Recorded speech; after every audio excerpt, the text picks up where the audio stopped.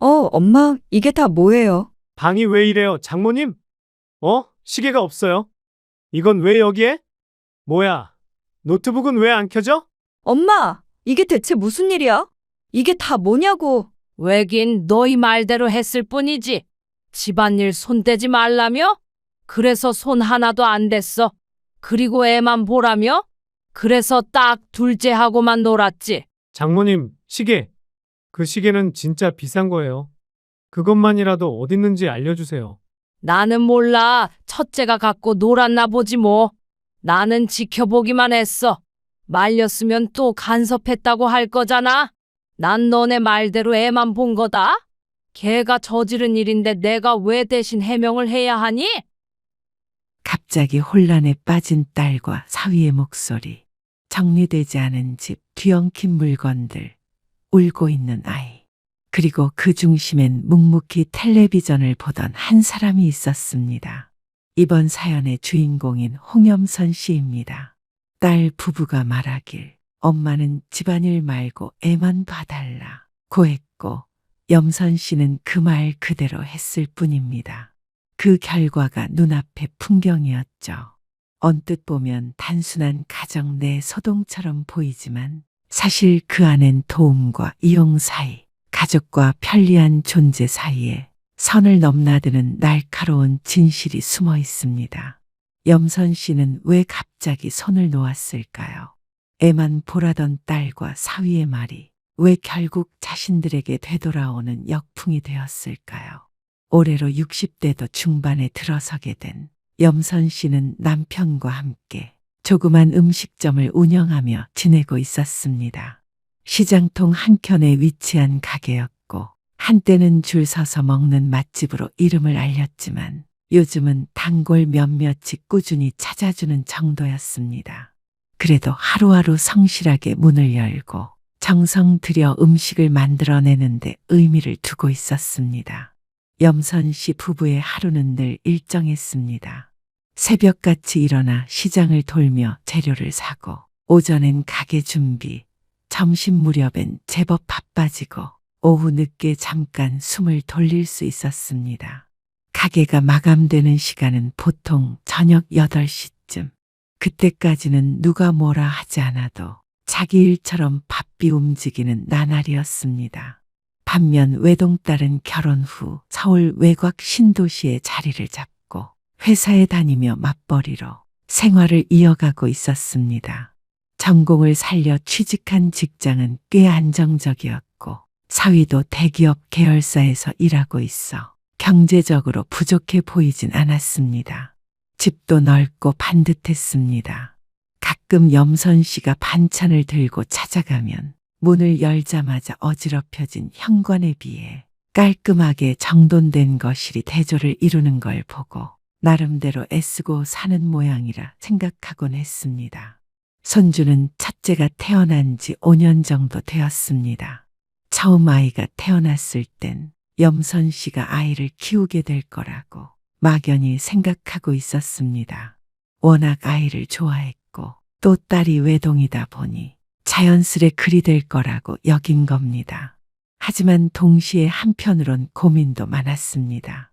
아이를 맡게 되면 가게는 어떻게 운영할지, 손이 빠지면 남편 혼자서 감당할 수 있을지, 매출이 줄진 않을지 머릿속이 복잡해졌습니다. 하지만 그 즈음 안사돈이 퇴직한 직후였고 첫 손주라며 적극적으로 돌보겠다는 의사를 밝히는 바람에 염선 씨 부부는 자연스럽게 한 발 물러서게 됐습니다. 장모님은 가게 보셔야 하잖아요. 저희 어머니께서 손주 꼭 보고 싶다고 하시니까 너무 걱정 마세요. 사위가 처음 그렇게 말했을 때 염선 씨는 고마운 마음이 들었습니다. 막연했던 상황에 해결책이 생긴 후에야 원래 애는 친정엄마만 봐주는 게 아니지 그런 생각도 들었고요. 그 이후로는 가끔 반찬을 해다 주거나 급하게 아이를 맡길 일이 있을 때 도와주는 정도로만 왕래했습니다. 문제는 그 다음부터였습니다. 딸은 결혼 전부터도 독립심이 강한 편이었고 결혼 후에는 집안일이나 양육 문제에 대해 유난히 예민해졌습니다. 염선 씨가 뭔가 말하려고 하면 미묘하게 경계를 세우며 반응했습니다. 엄마, 우리 집은 우리가 알아서 할게. 딸은 종종 그런 말을 했습니다. 염선 씨가 걱정돼 한두 마디 말을 보태면 그 이상은 듣고 싶지 않다는 듯한 표정이었습니다. 괜히 더 말 꺼냈다가는 분위기만 어색해질까 싶어 할 말이 있어도 삼킨 적이 많았습니다. 한 번은 이런 일도 있었습니다. 며칠 전에 사다 둔 고기 있어서 장조림 좀 했어. 아이도 잘 먹을 것 같아서. 고기는 내가 주말에 따로 삶아 놓으려고 했는데. 뭐, 어차피 해줬으니까 먹긴 할게. 그 말투는 염선 씨에게 은근한 거리감을 느끼게 했습니다. 무심한 듯 하면서도 자신의 영역을 분명히 하고 싶어 하는 태도였습니다. 반찬 하나에도 예민한 지경이 될 줄은 몰랐습니다. 사돈네가 손주를 키우기로 한 선택을 처음엔 그저 자연스럽게 받아들였습니다. 그런데 시간이 지날수록 염선 씨는 그 선택이 물러선 것이 아니라 배제된 것은 아니었는지 문득문득 생각하게 됐습니다. 물론 겉으론 아무 말도 하지 않았습니다. 말하는 대신 염선 씨는 가끔씩 도움을 구할 때마다 찾아가서 아이가 열이 나면 옷도 갈아입히고 다치면 약도 발라주었습니다. 그게 자신의 역할이라고 생각했습니다. 하지만 어딘가 모르게 조심스러웠습니다. 무엇을 해도 딸의 영역을 침범하는 것처럼 받아들여질까봐 염선 씨는 늘 한 발 물러선 자세로 움직였습니다. 그렇게 염선 씨의 일상은 음식점과 딸 집을 오가며 조용히 이어지고 있었습니다. 딸이 둘째를 가졌다는 말을 꺼낸 건 어느 늦여름 저녁이었습니다. 딸이 웬일로 연선 씨가 만든 만두가 먹고 싶다길래 손으로 하나하나 빚어 평소보다 일찍 가게를 마치고 반찬 몇 가지를 챙겨 들른 날이었습니다. 첫째 손주는 거실에서 만화책을 보고 있었고 딸은 부엌 싱크대 앞에서 손을 씻다 말고 돌아섰습니다. 엄마, 나 둘째 생겼어. 뜻밖의 말에 염선 씨는 놀란 얼굴로 딸을 바라봤습니다. 첫째 손주를 낳은 후 5년이나 지났기 때문에 더 이상 둘째 생각은 없는 줄 알았으니 갑작스레 찾아온 소식에 더 놀랄 수밖에 없었죠. 정말이야? 아이고, 잘 됐네. 그래. 얼마나 됐어? 이제 거의 2달 다 돼가. 2달? 근데 그걸 지금 말하는 거야? 엄만 이제야 몇 주 된 줄 알았지. 그냥 타이밍 놓쳤어. 회사 일도 정신없고 엄마 바쁜 거 뻔히 아는데 쉽게 말이 안 나오더라고.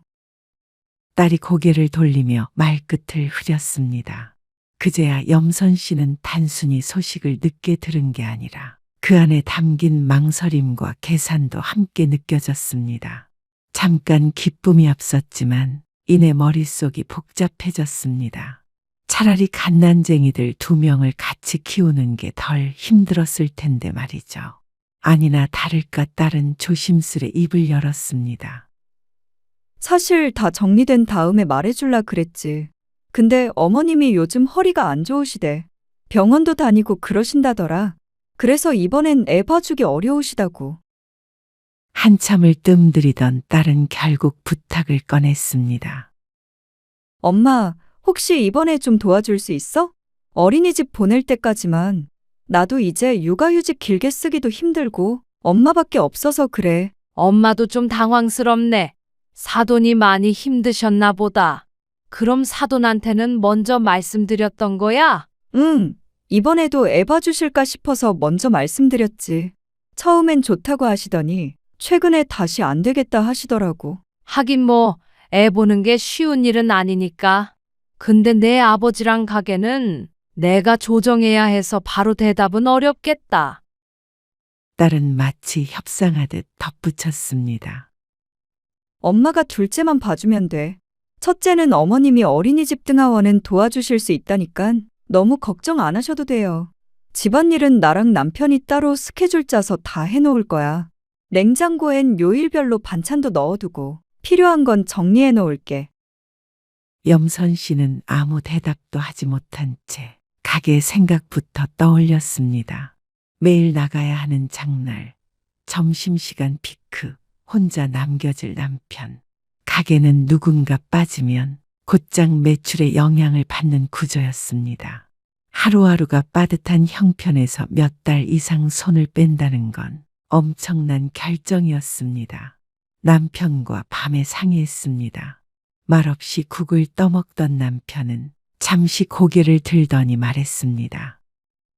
안 해줄 수가 없지. 첫째 땐 우리 손 하나 안 탄 거 생각하면 마냥 안 된다 하기도 그렇잖아. 근데 그럼 가게는 어떡하고? 당신 혼자 할 수 있겠어? 그건 힘내봐야지. 당신도 애들네 가서 일하는 건데 나라고 손 놓고 있을 수도 없잖아. 남편과 밤에 상의한 끝에 결국 마음을 정했습니다. 딸이 힘들어 보이는 것도 사실이었고, 첫째 때 아무 도움을 못 준 게 마음에 걸렸기 때문입니다. 그 때문에 첫째 손주는 지금도 안사돈을 더 편애하기도 하고요. 그게 못내 아쉽기도 했으니 둘째 손주라도 애착을 쌓고 싶다는 생각이 있기도 했습니다. 며칠 뒤 오전 장사를 마치고 정리하던 참에 단골 손님이 가게에 들어섰습니다. 순두부찌개를 포장하러 왔다는 말에 소소한 수다가 이어졌습니다. 염선 씨가 가게 한켠에서 반찬을 정리하며 말을 꺼냈습니다. 몇 달 있으면 애 낳고 나면 한동안은 내가 가게 빠져야 될 것 같아. 남편 혼자 점심 장사라도 봐야지. 아이고, 힘드시겠네. 근데 그 집은 전에 사돈들이 봐준다 하지 않았어요? 이번엔 안 보시나 봐요? 그렇다나 봐. 허리도 안 좋으시다고는 하던데 첫째 보다가 그렇게 되신 거 아닐까요? 나도 나이 들고 더 고생하게 생겼어. 단골은 고개를 갸웃하더니 툭 말을 던졌습니다. 근데 말이에요. 이번엔 딸이라며? 첫째는 아들이라고 그렇게 끼고 돌더니 그래서 이번엔 안 보는 거 아니에요? 처음엔 농담처럼 들렸습니다. 하지만 염선 씨는 순간적으로 굳어졌습니다. 뭐라고요? 그게 무슨 말이에요? 시댁이 어디 가겠어? 첫째가 남자 손주라니까 사돈 쪽에서 데려다 키우다시피 했잖아요. 사장님도 얼굴 한번 보기 어렵다며. 그런데 이번엔 딸이라니까 쓱 빠진 거라고. 그 말이 귀에 오래 남았습니다. 딸도 사위도 말하지 않았던 이유가 그제야 머릿속에서 퍼즐처럼 맞춰졌습니다. 첫째를 끼고 돌던 사돈네, 주말마다 데려갔던 모습, 염선 씨가 명절에도 손주를 보려면 그 집 일정에 맞춰야 했던 기억, 손주 얼굴 한번 보려면 날짜부터 조율해야 했던 그 시간들이 이제와 떠올리니 선을 그어놓은 듯 뚜렷했습니다. 처음부터 염선 씨는 그 울타리 밖이었다는 사실이 지금이 되어서야 또렷이 와닿았습니다. 하지만 그땐 딸이 잘 살고 있으니 된 거라며 묵묵히 지켜봤었는데 사돈네가 손주를 자기 집안 대를 잇는 아이 정도로만 생각했던 건가 싶어서 배신감 비슷한 감정도 들기 시작했습니다. 아이 돌보는 일이 시작된 건 딸이 출산 휴가를 끝내고 복직한 첫 주 월요일이었습니다. 여느 날과 마찬가지로 아침 일찍 시장을 돌아 점심 장사 재료를 맞춰놓고 가게는 남편에게 맡긴 채 딸네 집으로 향했습니다. 갓난아기 기저귀 가방, 보온병, 젖병 소독기며 젖병까지 바리바리 챙긴 그 손엔 반찬통도 들려 있었습니다. 몸은 무겁고 발걸음은 느렸지만 마음속으론 첫째 때 못해준 걸 이번에는 하자는 각오도 있었습니다. 문을 열고 들어서자마자 익숙한 첫째 손주의 목소리가 들렸습니다. 거실 한복판에서 장난감을 쏟아놓고 뒹굴며 놀고 있었습니다. 예상치 못한 모습에 순간 발이 멈췄습니다. 이 큰애도 오늘 집에 있네?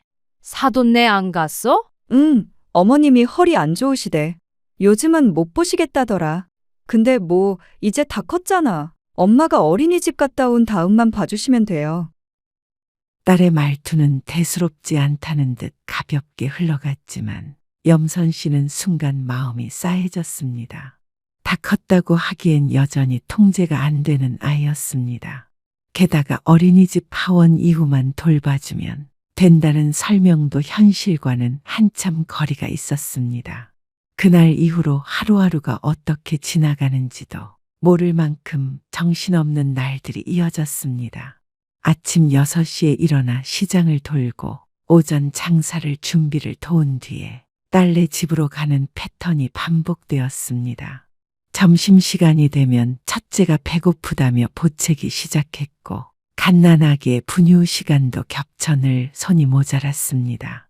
갓난아기를 안고 분유 먹이고 트림시키고 기저귀 갈아야 하는 건 기본이고 첫째는 집안 곳곳을 뛰어다니며 장난감을 던지거나 소파에 매달려 떨어지려 했고 물건을 들고 냉장고를 열거나 전선줄을 끌고 다녔습니다.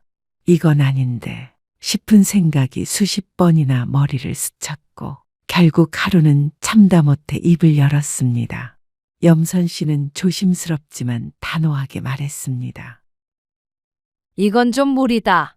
애 둘을 하루 종일 보고 집안일까지 이렇게 다 하는 건 아니지. 나도 체력이 예전 같지가 않은데.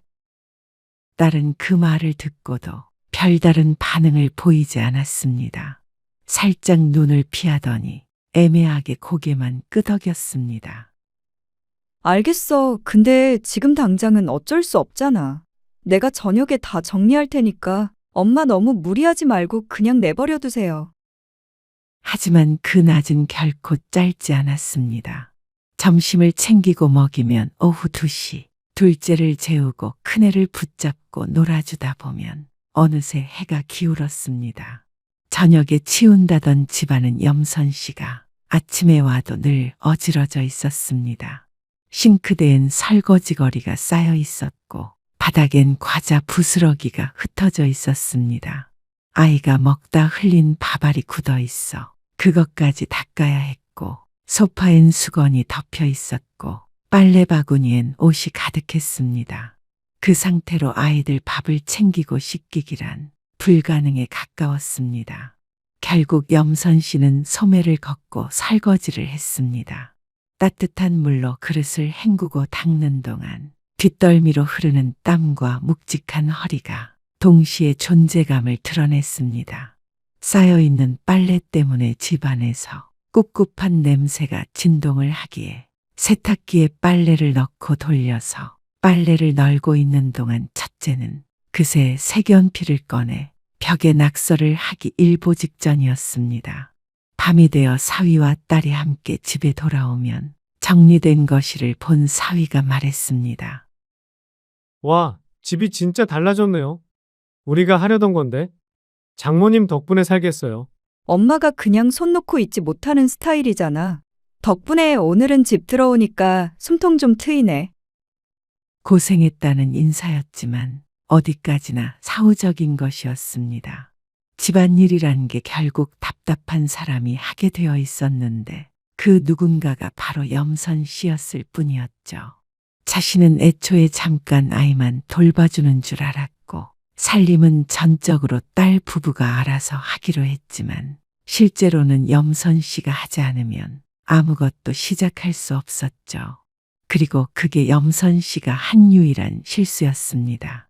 결국 염선 씨를 믿고 집안일을 안 하는 것에 죄책감을 갖지 않게 된 딸네 부부 때문에 다시 염선 씨가 집안일까지 해야 하는 그런 악순환이 이루어지기 시작했습니다. 그 다음 날은 아침부터 정신이 없었습니다. 딸네 집에 도착하자마자 전날 쌓인 설거지와 뒤엉킨 장난감을 정리하느라 손이 쉴 틈이 없었습니다. 둘째가 잠든 틈에 겨우 숨을 고르고 있을 때 전화가 울렸습니다. 딸이었습니다.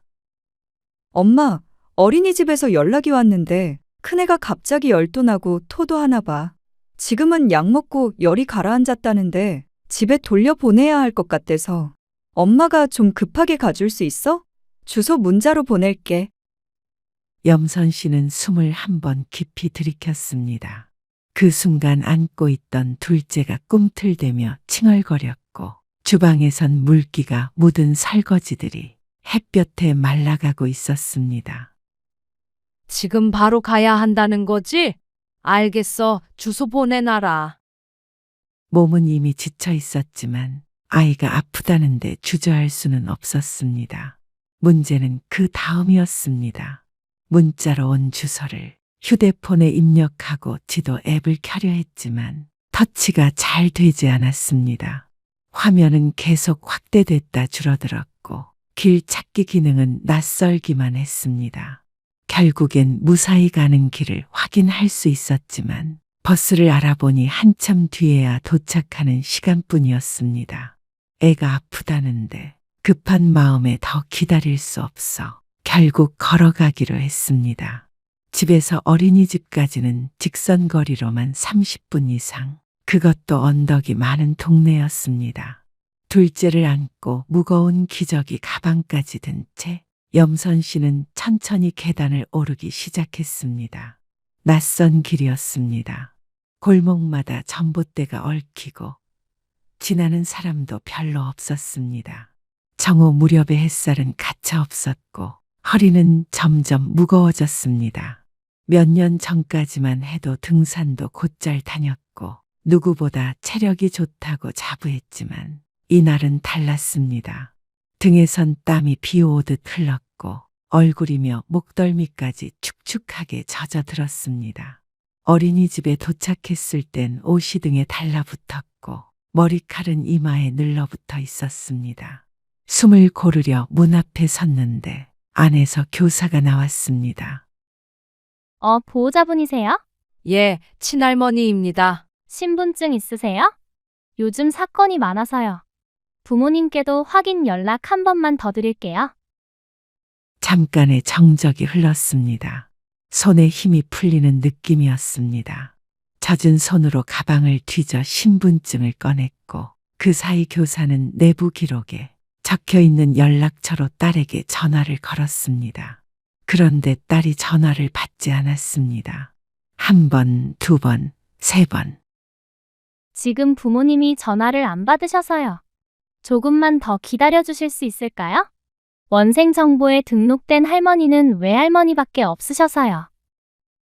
교사는 사위에게도 전화를 걸어봤지만 사위의 전화도 신호만 갈 뿐 연결되지 않았습니다. 염선 씨는 땀이 줄줄 흘렀던 꼬질꼬질한 몰골로 아이를 안은 채 10분을 넘게 기다렸습니다. 그리고 마침내 딸의 전화가 연결되었고 교사가 통화를 마친 뒤에야 첫째를 데리고 나왔습니다.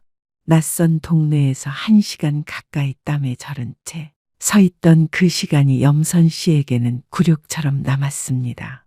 딸이 미리 연락이라도 했을 줄 알았는데 이제서야 확인을 하느라 늦어진 겁니다. 집으로 돌아온 건 해가 질 무렵이었습니다. 팔은 무겁게 쑤셨고 종아리는 돌처럼 단단했습니다. 집에 도착하자마자 둘째를 눕히고 겨우 바닥에 주저앉아 숨을 고르려는 찰나 딸이 퇴근에 들어왔습니다. 첫째는 방 안에서 여전히 끙끙 앓으며 누워 있었습니다. 정말 큰일 날 뻔했네. 엄마가 계셔서 그나마 다행이지 뭐야. 다행이긴 한데 어린이집엔 미리 연락이라도 해뒀어야지. 신분 확인 안 된다고 문 앞에 세워두는 바람에 얼마나 창피했는지 몰라. 아, 그러셨어요? 아이고, 죄송해요. 저희가 그걸 깜빡했네요. 미안해, 엄마. 너무 급해서 그 생각까지는 못했어. 두 사람 모두 사과는 했지만 표정이나 말투에서 깊은 반성은 느껴지지 않았습니다. 그저 엄마가 있어서 다행이라는 말로 모든 상황이 마무리되었습니다. 그날 밤 염선 씨는 너무 피곤한 나머지 씻지도 못한 채 방바닥에 등을 붙이고 천장을 한참 바라봤습니다. 체력이 무너졌는지 아니면 마음이 꺾였는지 구분할 수 없는 기분이었습니다. 어느 날 오후 점심시간이 한참 지난 오후였습니다. 손자는 어린이집에서 돌아와 간식을 먹고 있었고 둘째는 낮잠이 들어 조용했습니다. 염선 씨는 식탁에 앉아 물 한 잔을 마신 후 허리를 뒤로 젖혔습니다. 잠깐의 평온이 찾아온 듯 했지만 그 평온은 오래가지 않았습니다. 문득 거실이 조용하다는 게 이상하게 느껴졌습니다. 평소 같으면 무언가를 부수거나 TV 리모컨을 감쪽같이 숨기거나 천장을 보며 노래를 부르며 돌아다녔을 아이였습니다. 염선 씨는 조심스레 아이의 이름을 불러봤습니다.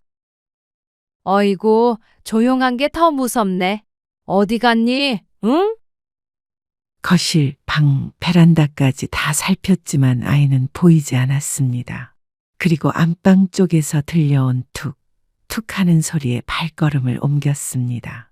문을 열자 한눈에 들어온 광경에 염선 씨는 숨을 멈췄습니다. 화장대 위는 물론 바닥까지 온갖 물건이 널브러져 있었습니다. 방을 가득 메운 향수 냄새에 코를 찡그리니 향수병은 뚜껑이 열린 채로 반쯤 비어 있었고 사위의 시계 보관함은 열려 있었으며 넥타이 박스는 던져진 듯 벽 모서리에 걸쳐 있었습니다. 립스틱으로 벽에 그린 붉은 선들은 흉터처럼 남아 있었습니다. 이게 뭐 하는 짓이야? 물건들을 다 뒤집어 놓고.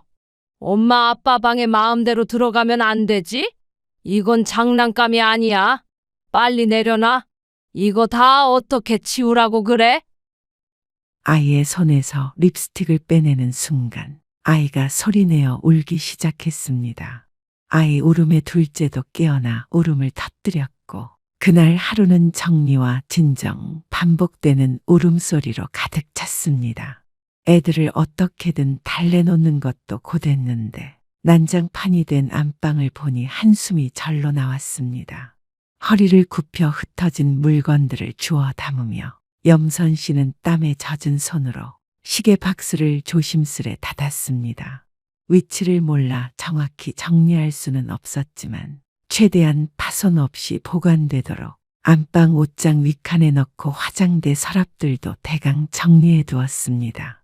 바닥에 립스틱 얼룩도 물티슈로 지웠고 아이 손에 쥐어져 있던 명품 넥타이도 먼지를 털어 접어두었죠. 그날 저녁 딸이 현관문을 열고 들어오자마자 가볍게 인사를 하더니 언제나 그랬듯 방으로 직행했습니다. 잠시 후 목소리가 높아졌습니다. 엄마, 여긴 왜 정리하셨어요? 애가 안방을 다 뒤집어 놨더라고. 여기저기 흩어져 있길래 내가 다시 넣어놨는데 위치를 몰라서 그냥 되는 대로 해뒀다. 엄마한테 살림 손 떼지 말라고 했잖아. 애 핑계 대지 말고. 그냥 엄마가 보기 싫어서 정리한 거면서 왜 그래? 사위도 뒤이어 방에 들어와 물었습니다. 장모님, 이거 제 향수인데 반쯤 비었네요. 전 안 쓴 지 꽤 됐는데 혹시 뚜껑 열려 있었던 건가요? 이 시계 박스도 방향이 반대잖아. 이건 남편이 해외 출장 가서 산 컬렉션인데 엄마가 이렇게 막 만지면 나중에 못 찾는다니까. 이렇게 안 해도 나 아침마다 전쟁이야. 전쟁.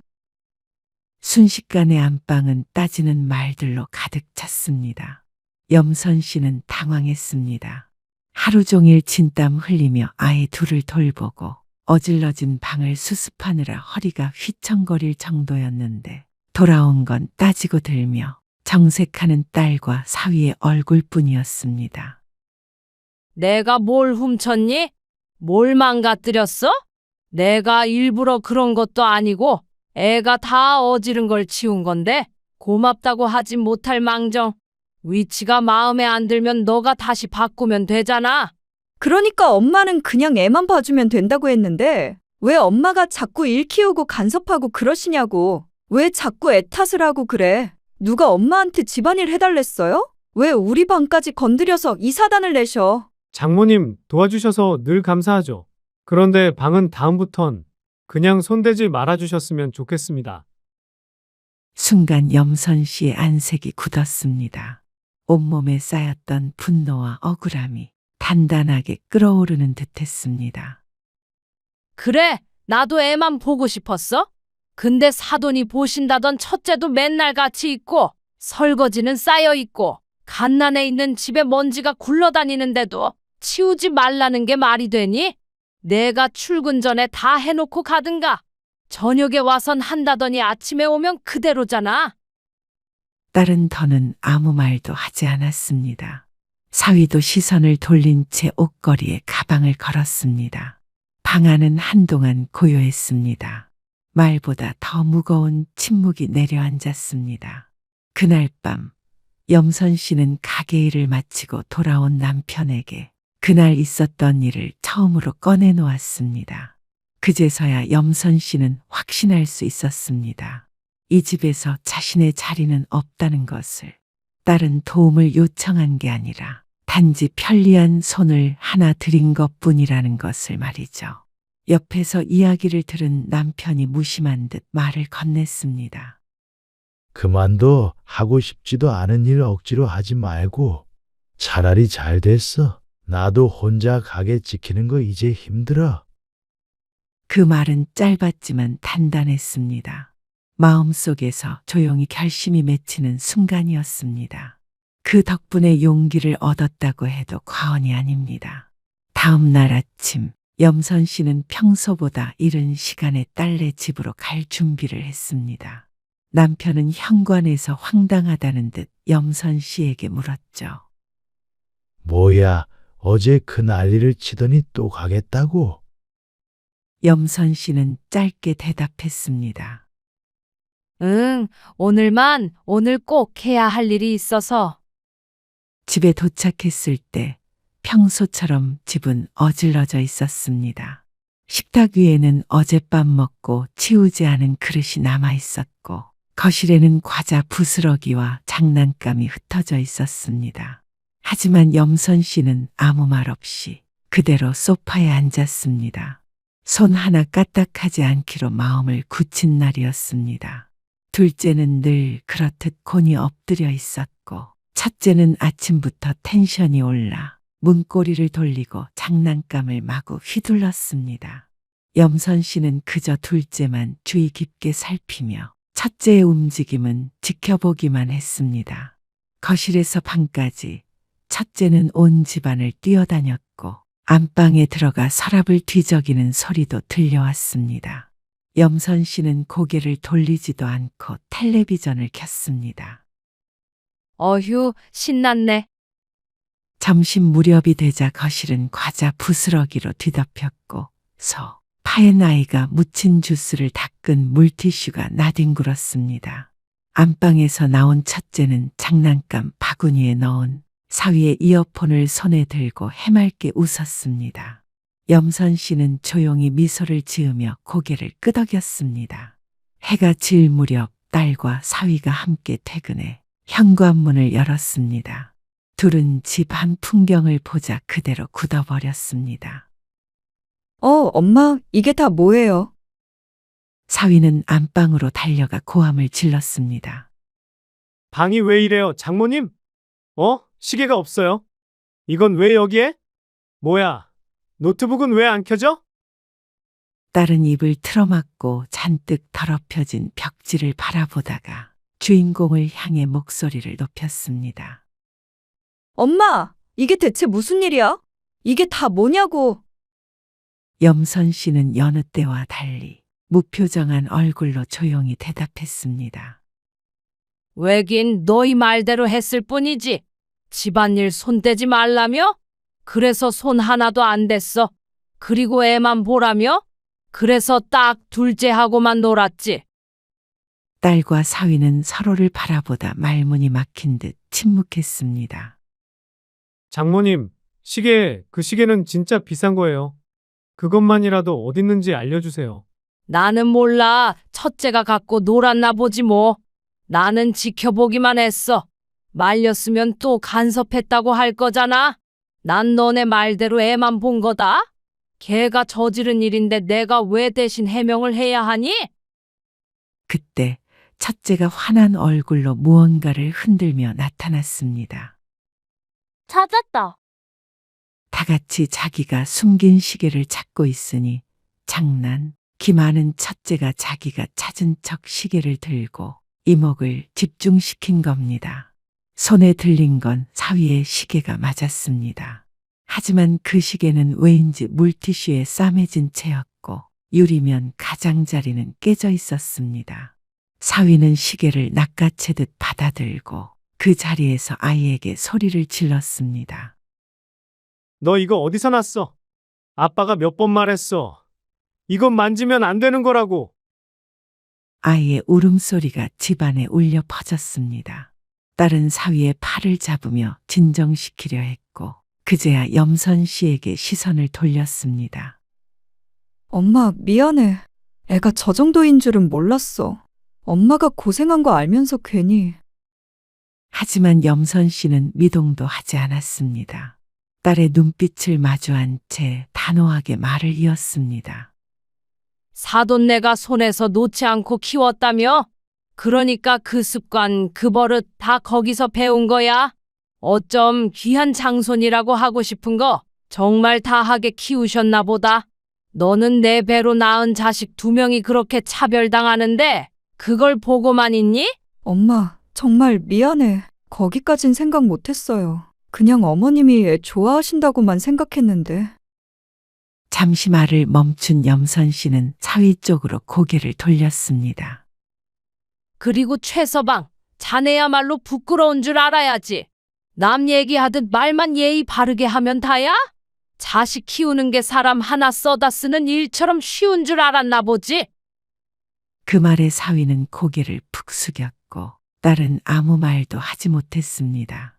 염선 씨는 조용히 둘째를 사위에게 넘겨주고 일어났습니다. 문 앞에서 한 번도 돌아보지 않고 구두를 신으며 마지막으로 말했습니다. 나는 다 했다. 이제 너희가 할 차례야. 집안에는 울음을 터뜨리는 첫째와 어쩔 줄 몰라 허둥대는 사위, 그리고 침묵에 잠긴 딸만 남아 있었습니다. 며칠이 지난 어느 아침, 염선 씨는 다시 가게 주방에서 칼을 들고 있었습니다.